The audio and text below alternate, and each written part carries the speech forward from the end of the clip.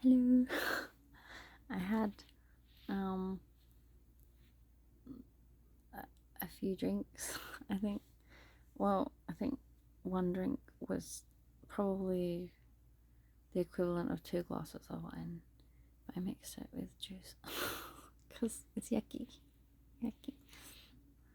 And then I had maybe another one. But I'm so sleepy. I want to have a sleep now. Well, it's like almost midnight, so yeah, it's sleepy time. What do you mean? I should probably brush my teeth. Um, I nah. I'm hungry. I want food. I've been craving. I've been craving more spicy noodles all day, and I'm like, don't do it. Look, normally I get some like margarine table spread stuff, and I cook up some. Like I cut up like 2 or 3 pieces of ham. Usually two, I guess. And then I like cook it in butter with garlic in the bottom of the pot, pot, in the bottom of the pot first until it gets all like fragrant and the ham is like the flavor is like all coming out. And then I add the noodle cake and water and flavoring. Well, flavoring and then water. Anyway,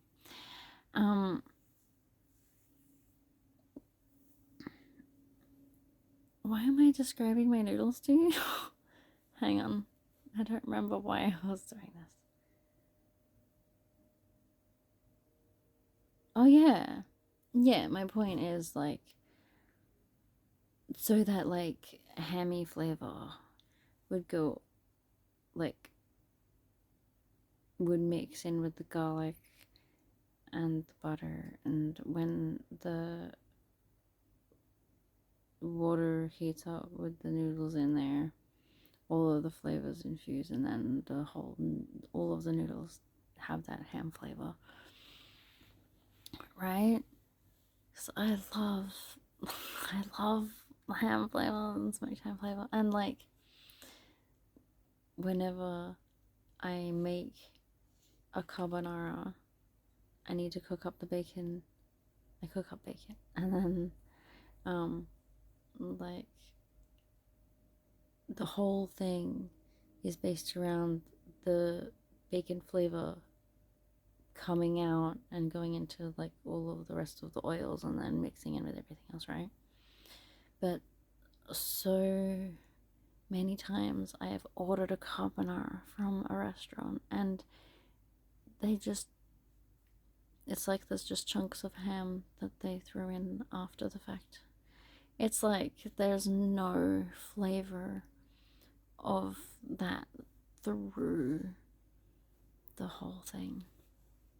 It bothers me. I love my carbonara. Is this what I talk about when I'm tipsy? I love my favorite food. Wow. Yeah, man. Oh my god, I fucking love carbonara. And I make it with white wine. Is that why I'm talking about carbonara? Oh, it's so good, bro. No, ma. It's my favorite. I make such a good one. So good. So good. I try and copy like the same kind of recipe that my dad would follow. Because he puts the wine in and the egg yolks at the end and stuff. And I try and do that. Oh my god. Not the last time, but the time before that was like the best carbonara I ever made. The last time I didn't have enough bacon or parmesan. So, I mean, it was good. It was still better than like most ones that I've bought from a restaurant, but it's still nowhere near as good as I could have made it. So I'm kind of tempted to just make bulk and then just go around to all the neighbors and offer them some for like $10. I don't know. So yummy. Because if they like it, then I can start making it regularly and I can make it like a fortnightly thing. And every fortnight they can pay me $15 for a container. That's still heaps cheap considering like most places. Way more than that. Honestly, it'd be great. It's so good. I can make so much money. I have all of these ideas to make money all the time, but then I don't do anything. Why am I like this?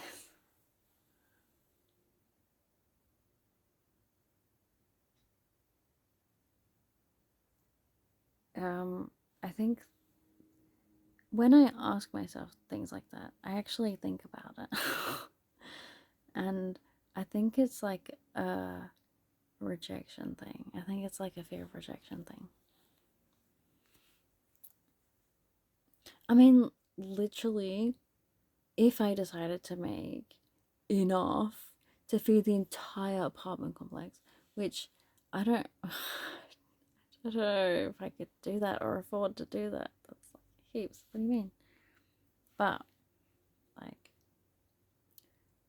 worst case scenario, I make so much of my favorite food, and if other people don't want it, I can freeze it and eat it, and I will be happy.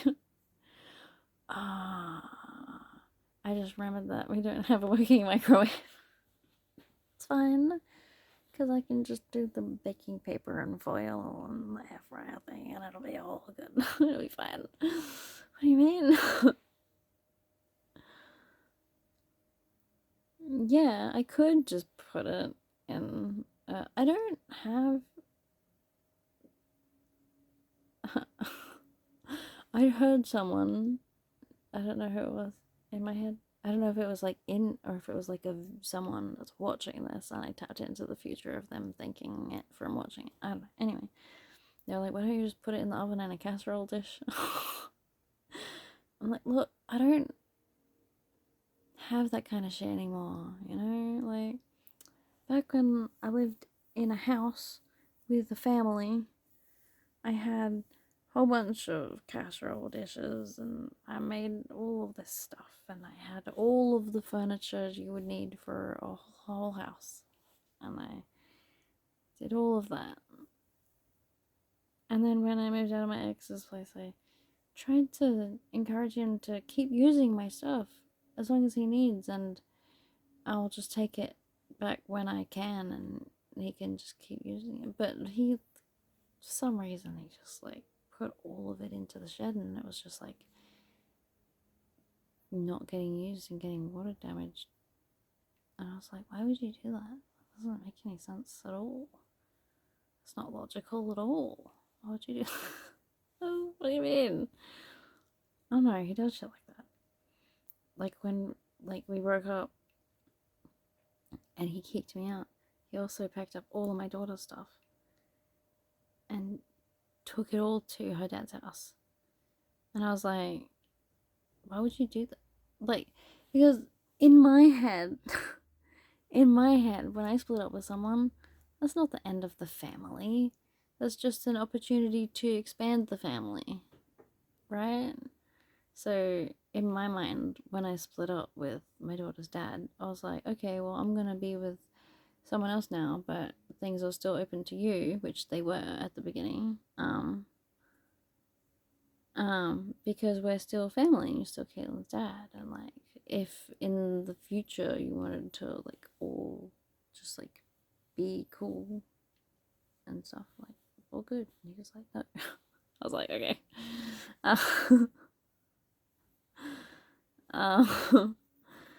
Apparently that's nothing. So when I split up with my son's dad, I still loved him and cared about him a whole lot. But I was like, I can't do this. Because he wasn't like right for me. And I was in love with his dad. And I was like, I can't keep doing this. So, um, uh,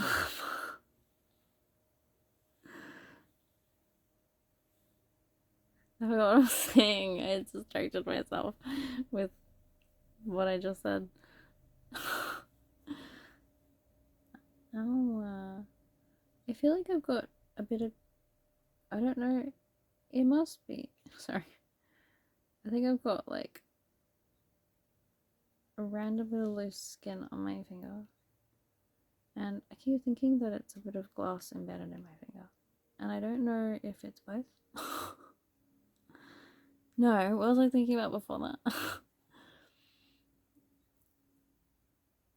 My ex. And weird shit. When I broke up with him because. No, I lost it. Wait, I was so close. I think. I don't know. But, change the subject. Guess what? Let me put on my specs. Sorry. Oh my god. Hang on a second.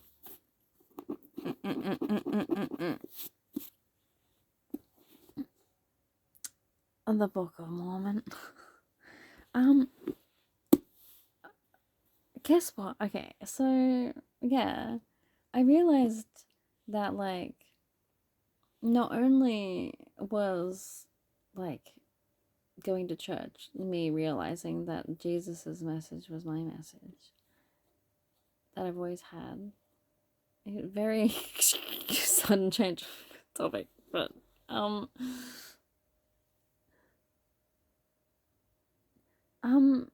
yeah, every time I went to church with the Mormons and stuff, everything that I said about my journey, they said that that was in the book, right? And it's only really dawned on me that the whole purpose of being led to the church and everything was to be led to the Bible. I had a purple Bible, but I think I dropped it behind a bedside table at my mom's house, so I haven't had that for a while, but I got my Book of Mormon. And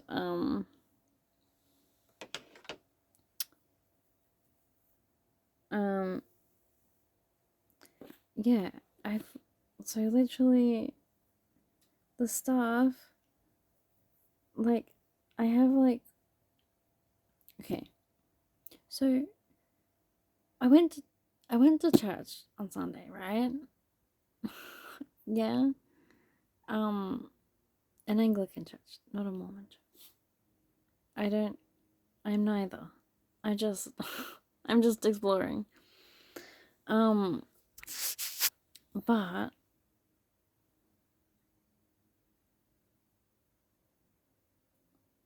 sorry. um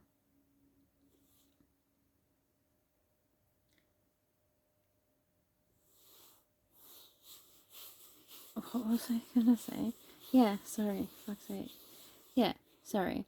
But the whole thing is just them reading out excerpts of people, like examples of people who have had run-ins with angels and God and Jesus, and they've had messages from them, they've seen visions from them, and they've followed the path, and these people are just like following examples of that, but I don't get the sense that any of them have lived it. Whereas I feel like these books are full of people just like me that have had something calling to them, speaking to them, telling them the way, insisting See, that's the thing. Like, whenever I feel that insistence that no, I'm just going to keep believing, I keep thinking that's me. Is it? But then God is literally all of us.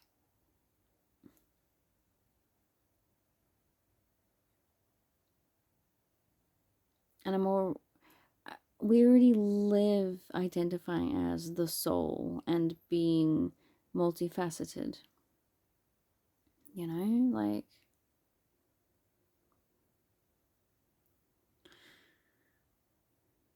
I would identify as being one with every single other being in existence and God.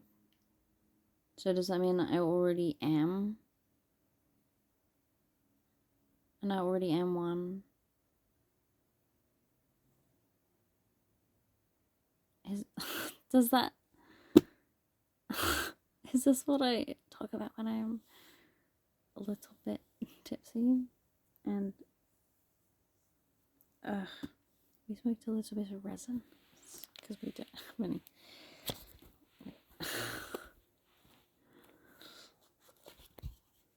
For the most part, I have been not smoking, but a little bit every now and then, which is it's okay because I can like easily stop. I was just hanging out with like people, and it was like a thing. I don't normally hang out with people, and if I do, they don't normally smoke or have any weed. Someone at the campsite the other night had some and offered me some randomly. I was like, okay. He actually said help yourself, so I could have had heaps more, but I didn't.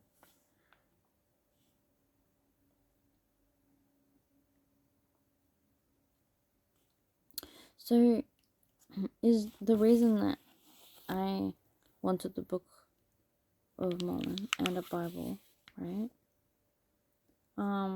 Is that because I'm supposed to be reading about other people like me? Because I kept asking to be aligned with other people like me, and then I kept getting pushed toward the Bible. I didn't see the connection until right now, because I was looking for actual physical living people in the now times.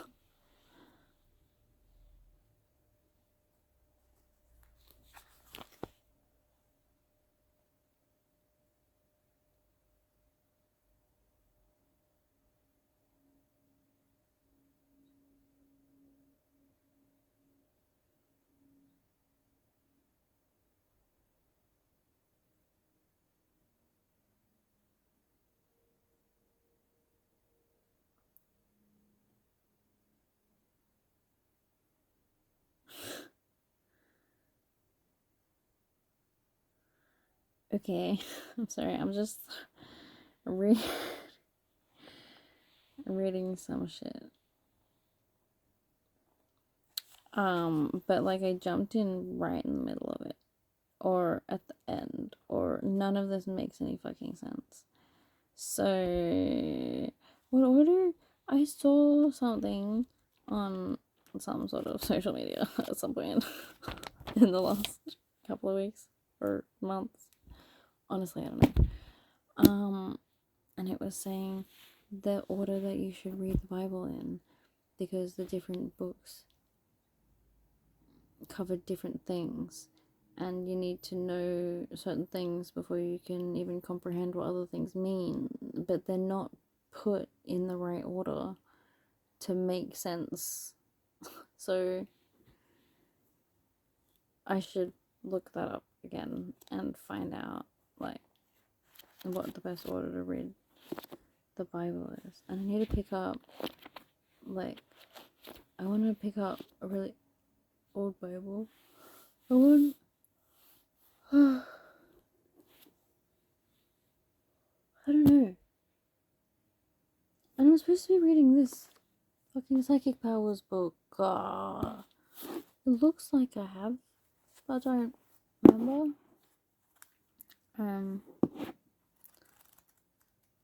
Telepathy, letting go. Oh, does it say letting go of negativity? It does.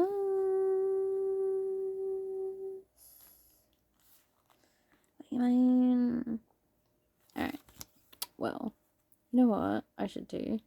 I should read through this tomorrow. Not gonna remember this. I might. I don't know. At some point, I should read through this, and as I'm reading through it and getting inspired, I should talk to you about what is happening in my brain about what this says. I'll probably read some things out loud, and then I'll be like, and when I read that, this is what my brain did. And then I will tell you what my brain did, because that's normally how I communicate. I don't know. Based on the evidence I have gathered. And I know that it gives you prompts to try things to develop abilities in here. So I wonder if I will do that on video. That'd be fun. And then I'll encourage you guys to try. Oh my god, we can do it together. Oh my god. Sorry, calm down. Yes, no, seriously, do it. Oh my god. Okay, sorry. Develop your intuitive, telepathic, and healing skills. I do want to develop my intuitive, telepathic, and healing skills. This is quite handy, in fact.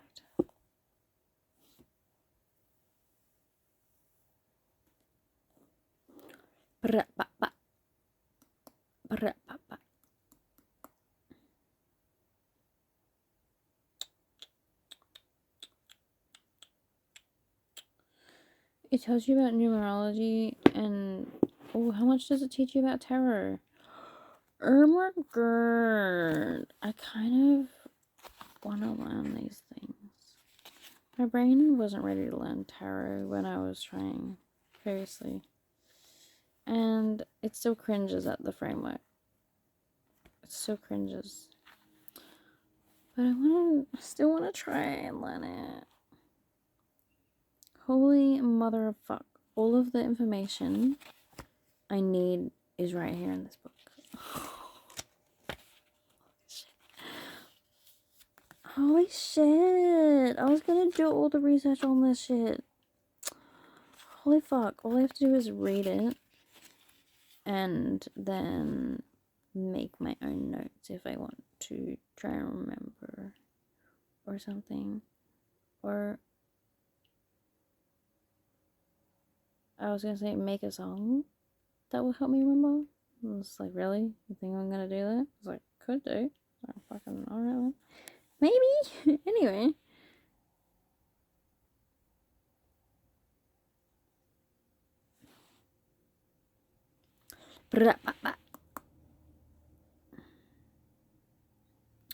Well, this is fucking cool AF, motherfucker. What do you mean? Next time I watch a tarot reading and they tell me what the card is, I'm gonna look it up in here. And then the more I do that, hopefully, the more my brain will remember what each thing means. Because if it was interesting enough for me to be like, ooh, what is that? And then I'll have like the mental imagery of what her cards looked like and what this said, and I will have like the emotion of whatever I felt when she was talking about it because of how relevant it was to me at the time. I would have the memory of like the emotions I felt of trying to decode what the reading is about and who it's about and all of that stuff. Like, hopefully with all of that data, it will be easier for my brain to remember.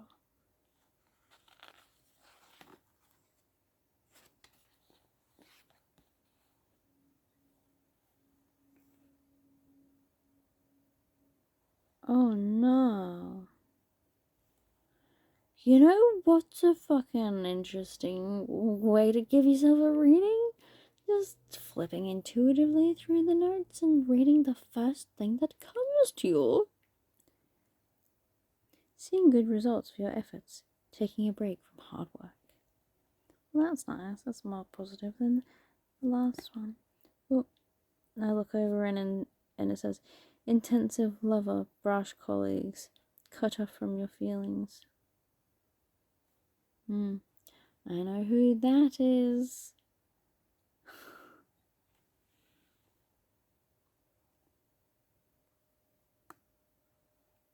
accomplished and down-to-earth success, wealthy in spirit and soul, material riches to come. And then it talks about psychometry, which apparently I can do because we went to this like one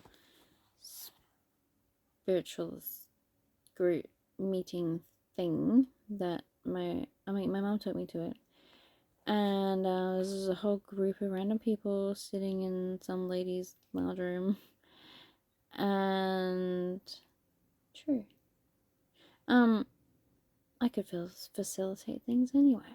Anyway, and then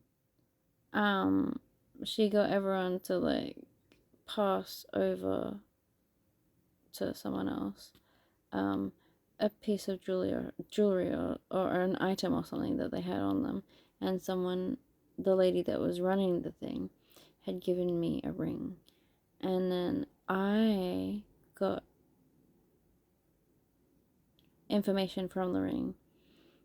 I said the first thing that came to me was something about a ship,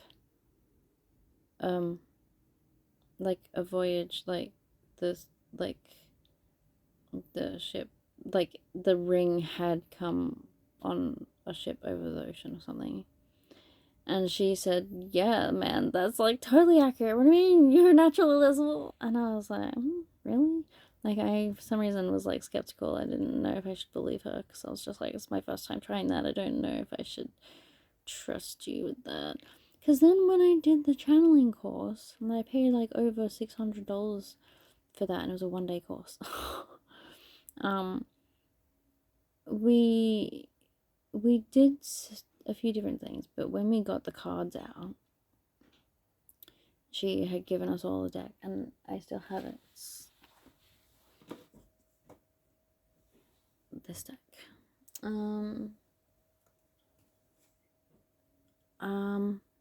I again had to team up with the facilitator because I mean normally like I've always been the kind of person that would like stand back and I would let other people choose who they wanted to be with, and I would just be with whoever was left, right?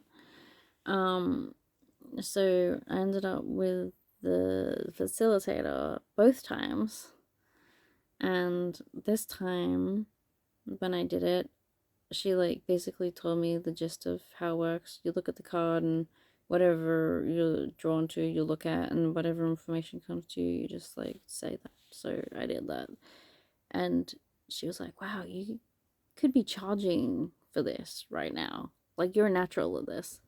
And I was like, "Really?" And then I started my business like a few months later, and she started running a course that was about how to start a business. So then I did that. I've actually done so many self-development courses. I've actually paid thousands of dollars, to develop myself emotionally, mentally, spiritually. I've invested so much in myself.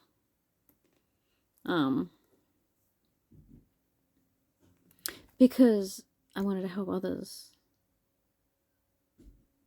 And I just knew that it was the path forward and I had to do that.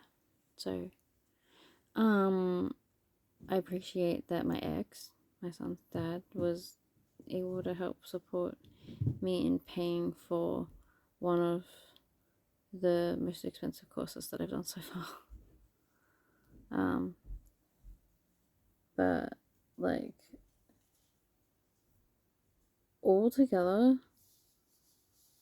I've committed to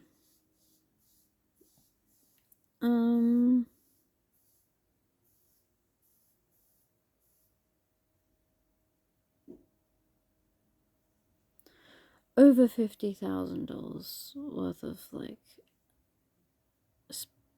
spiritual and business development for myself.